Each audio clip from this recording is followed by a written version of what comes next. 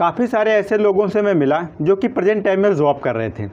मिलने के बाद मुझे एक चीज़ रियलाइज़ हुई कि वो जॉब अपनी मर्ज़ी से नहीं कर रहे हैं, वो जॉब जो कर रहे हैं ज़बरदस्ती कर रहे हैं। सो दोस्तों, मेरा नाम भूपेंद्र शर्मा है, मैं motivation speaker and business coach हूँ। आज मैं आपको एक ज़बरदस्त एक नहीं दो नहीं पूरे 3 बिजनेस आइडिया देने जा रहा हूँ। ये फ्यूचरिस्टिक बिजनेस आइडियाज़ है। अगर आप इन्हें करते हैं तो आसानी से कम 40 से 50 हज़ार रुपये महीने आप आराम से कमा पाएंगे। लेकिन हाँ, ये कमाई भी आपके मेहनत के ऊपर डिपेंड करती है, क्योंकि आज की डेट में जैसा कि मैं बता दूं, बिजनेस करना बहुत ही आसान है, बट अपना सामान बेचना बड़ा ही मुश्किल है। बिजनेस हर कोई बिजनेसमैन बन सकता है, लेकिन सबसे बड़ी प्रॉब्लम्स आती है अपना सामान बेचने में। जो कोई बेच नहीं रहा है वो आज की डेट में गरीब है। किसान भी बेचता है लेकिन वो 6 महीने पर बेचता है। जो कोई ऐसा आदमी जो रोज़ाना बेच रहा है, प्रतिदिन बेच रहा है, पर डे बेच रहा है, वो आज की डेट में करोड़पति है, मिलीनियर है, विलीनियर है। और करोड़पति नहीं भी है तो उसका खर्चा आसानी से चल रहा है, उसका परिवार, उसकी फैमिली अच्छा खाना खा रही है। तो अगर आप भी चाहते हो भैया ज़्यादातर अच्छी लाइफ गुजारना, अच्छा खाना खाना, तो आपको कोई ना कोई बेचने वाला बिजनेस स्टार्ट करना पड़ेगा और सेलिंग स्किल सीखनी पड़ेगी। सो आज जो मैं आपको ज़बरदस्त 3 बिजनेस आइडियाज़ बताने जा रहा हूँ, उसमें से सबसे इंपॉर्टेंट और पहला बिजनेस जो है वो नमकीन बिजनेस है। जैसा कि मैं बता दूँ, कुछ लोग सोचने के बाद ये लगेंगे यार ये कैसा बिजनेस है। आज की डेट में मैं बता दूँ, मॉर्निंग से लेकर के इवनिंग तक, चाहे रिश्तेदार आए या मेहमान आए या शादी हो या पार्टी हो, हर जगह पर नमकीन एक ऐसी डिश है जो हर जगह पर यूज की जाती है। चाहे वो दाह संस्कार हो या शादी हो, हर जगह पर यूज की जाती है। और डे बाय डे, पर प्रतिदिन, और तो और अभी मैं बता दूं, खाने के साथ, नाश्ते के साथ तो छोड़ो, यहाँ पर लोग जहाँ पर जो है ड्रिंकिंग करते हैं वहाँ पर भी नमकीन का ही यूज करते हैं। इतना डिमांडेबल बिजनेस आप क्यों नहीं कर रहे? आपको भी ऐसे बिजनेस करना चाहिए। पेप्सी, कोको कोला वहाँ पर लोग पी रहे हैं, वहाँ पर भी इसका यूज़ कर रहे हैं, बट आज आप नहीं कर रहे, आप बना ही नहीं रहे, आप बेच ही नहीं रहे। तो आपको मैं इसके लिए बता दूं, इसके लिए कुछ मशीनें और लाइसेंसेस और रॉ मटेरियल्स की आवश्यकता पड़ती है। तो यहाँ पर पूरी जानकारी आपके साथ मैं देने जा रहा हूँ। मशीनों के लाइसेंस, रजिस्ट्रेशन व कच्चा माल, कर्मचारी का वेतन, सबसे पहले आपको ये व्यवस्था करनी पड़ती है। इसके बाद नमकीन बनाने के लिए आपको स्यो मेकिंग मशीन, फ्रायर मशीन यानी जो फ्राई करती, फ्राई मशीन, मिक्सिंग मशीन के अलावा पैकेजिंग व वजन करने वाली मशीन आवश्यक होती है। इसके लिए आवश्यक जगह की बात करें तो लगभग 300 से 500 वर्ग फीट आपके पास जगह होनी चाहिए। अच्छा, इस बिजनेस को स्टार्ट करने के लिए आपके पास कौन कौन से लाइसेंसेस होने चाहिए? तो सबसे पहला इंपोर्टेड लाइसेंस आता है फूड लाइसेंस, फिर सेकंड आता है MSMI रजिस्ट्रेशन, फिर आता है GST रजिस्ट्रेशन। इतना 3 रजिस्ट्रेशन होने के बाद आप आराम से अपना बिजनेस कर पाते हो। अब बात कर लेते हैं यहाँ पर रॉ मटेरियल्स की। तो रॉ मटेरियल्स यानी कच्चे माल की बात कर लेते हैं। तो कच्चा माल जैसा कि मैं बता दूं, बेसन, ऑयल, मैदा, नमक, मसाले, मूंग की दाल, मसूर की दाल, मूंग की दाल आदि, चने की दाल, ऐसी बहुत सारी चीज़ें हैं जो आपके पास होनी चाहिए। अब बात कर लेते हैं इनका, जैसे कि जो आपके पास हो जाती है मान लेते हैं, तो इसे आप जो है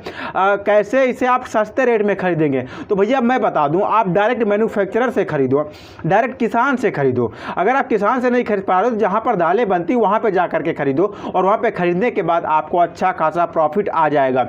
बिजली की खपत की बात कर ले तो यहाँ पर आपको लगभग 5 से लेकर के 8 किलोवाट तक यहाँ पर खपत आती है। साथ ही साथ अगर मैं बात कर लें जो है कर्मचारी की, 2 से 3 कर्मचारी आपके साथ होते हैं तो आप आराम से बिजनेस को कर पाते हो बिना समय वेस्ट किए और अच्छा समय इन्वेस्ट किए।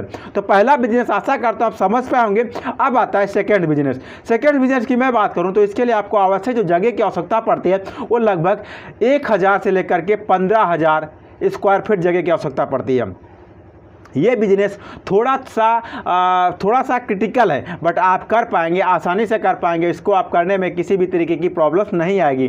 तो इसके बिजनेस के लिए बात कर लेते हैं कौन कौन सी चीज़ें ज़रूरी हैं। तो सबसे पहले आपको जरूरी होता है GST number. GST number most part of business. जैसे अगर आप बिजनेस करने जा रहे हो, GST नंबर से ये हो जाता है कि आपके बिजनेस का नाम क्या है और कहीं ऐसा तो नहीं किसी नाम से मैच हो रहा हो, और आप एक इंडिया के एंटरप्रेन्योर्स लिस्ट में शामिल हो जाते हो, बिजनेसमैन की लिस्ट में शामिल हो जाते हो।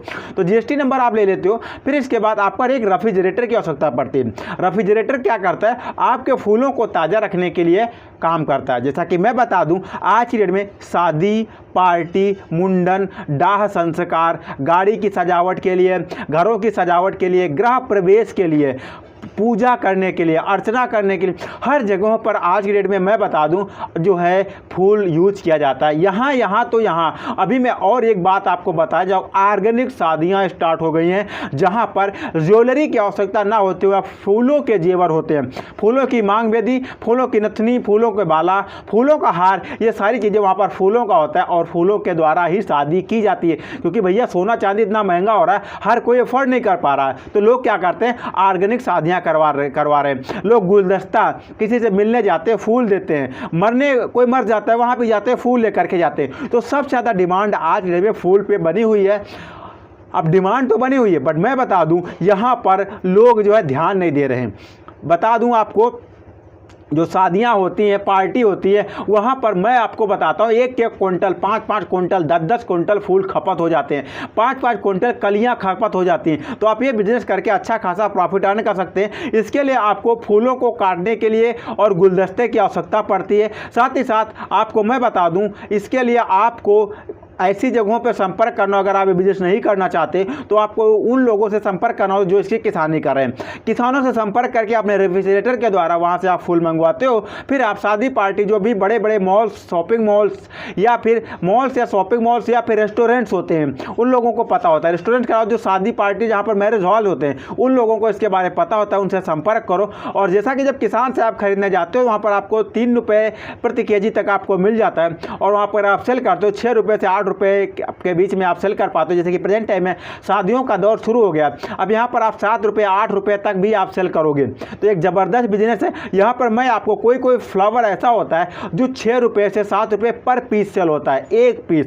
बहुत सारे फ्लावर ऐसे हैं जो काफ़ी ज़्यादा महंगे हैं, तो आप कर सकते हो, अच्छा खासा प्रॉफिट अर्न कर सकते हो। एकदम ज़बरदस्त बिजनेस है, सॉलिड बिजनेस है। इसकी बिजनेस स्ट्रेटेजी की बात करूँ, आपको कैसे सेल करना है, तो यहाँ पर ज़्यादातर आप सोशल मीडिया का यूज़ कर सकते हो। सोशल मीडिया से ट्रैफिक ला सकते हो, जैसे शादी वगैरह जो भी वहाँ से लोग आते हैं, वहाँ से ट्रैफिक ला सकते हो, सबसे बात कर सकते हो, अपनी मार्केट वहीं से बना सकते हो और अच्छा खासा प्रॉफिट अर्न कर सकते हो। अब चलिए बात कर लेते हैं थर्ड बिजनेस की। तो थर्ड बिजनेस एक ऐसा बिजनेस है टोटल ह्यूमन पे डिपेंड है, एक आदमी पे डिपेंड है। अगर उस देखिए, मैं एक ऐसी औषधि के बारे में बात करने जा रहा हूँ जिस औषधि को डंठल से लेकर के, पत्तों से लेकर के, जड़ों से लेकर के फलों तक भी उसका यूज़ किया जाता है, जड़ से लेकर के फल तक यूज़ किया जाता है। आज तक आपने ऐसा कोई भी पौधा नहीं देखा होगा जिसका यूज़ जड़ से लेकर के उसके पत्तों तक किया जाता है, और सबसे महंगी औषधि है। जैसा कि मैं बता दूँ, साइड में आप एक स्क्रीनशॉट देख रहे होंगे, यहाँ पर आपको ये पता चल जाएगा कि इसका यूज किन किन बीमारियों में किया जाता है। इसका यूज मैं बता दूं, इंटरनल इम्यूनिटी को बूस्ट करने के लिए किया जाता है, ह्यूमन पावर को बढ़ाने के लिए इसका यूज किया जाता है, खांसी जुकाम बुखार ऐसी बीमारियों में इसका यूज किया जाता है। साथ ही साथ इंटरनल पावर को भी बूस्ट करता है, और अगर प्रजनन क्षमता में कोई प्रॉब्लम आ रही उसके लिए भी इस जो है औषधि का यूज किया जाता है, और ये औषधि आप भी उगा करके अच्छा खासा प्रॉफिट अर्न कर सकते हैं। इसे हम अश्वगंधा बिजनेस कहते हैं। अश्वगंधा बिजनेस आज के डेट में मैं बता दूं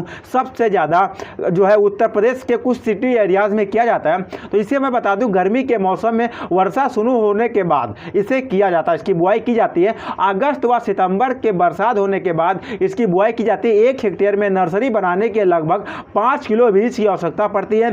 फसल मैं बता दूं 150 दिनों से लेकर के 170 दिनों में 170 दिनों में इसकी तैयार हो जाती है। साथ ही साथ इसकी फसल से लेकर के जड़ों तक, जैसा कि मैंने पहले बताया था, यूज किया जाता है। इसकी जड़ों को काट कर, पहले इसके पेड़ को काट लिया जाता है, फिर इसकी जड़ को सुखा लिया जाता है, और जड़ को सुखाने के बाद फिर इसको सेल किया जाता है।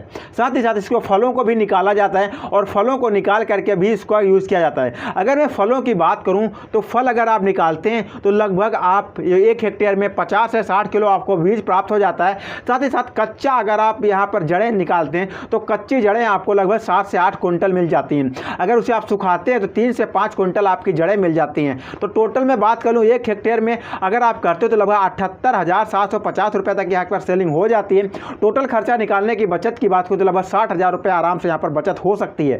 साथ ही साथ 1 हेक्टेयर में लगभग आपका अगर एक से अगर 3 हेक्टेयर तक करते हैं तो 5 हेक्टेयर तक करते हैं तो लगभग यहाँ पर 5 लाख रुपये तक आराम से आप अर्निंग कर सकते हैं। तो आशा करता हूँ आप ये 3 बिजनेस, लाजवाब बिजनेस जो मेरे पूरे विस्तार से समझ पाएंगे, इसे भैया हर उस हिंदी समझने वाले के पास शेयर कर दो। आपका एक शेयर उसकी ज़िंदगी बदल सकता है। तो दोस्तों मिलता है फिर किसी अमेजिंग और फैक्टेबल वीडियो में, तब तक के लिए दिया जाता है। नमस्कार।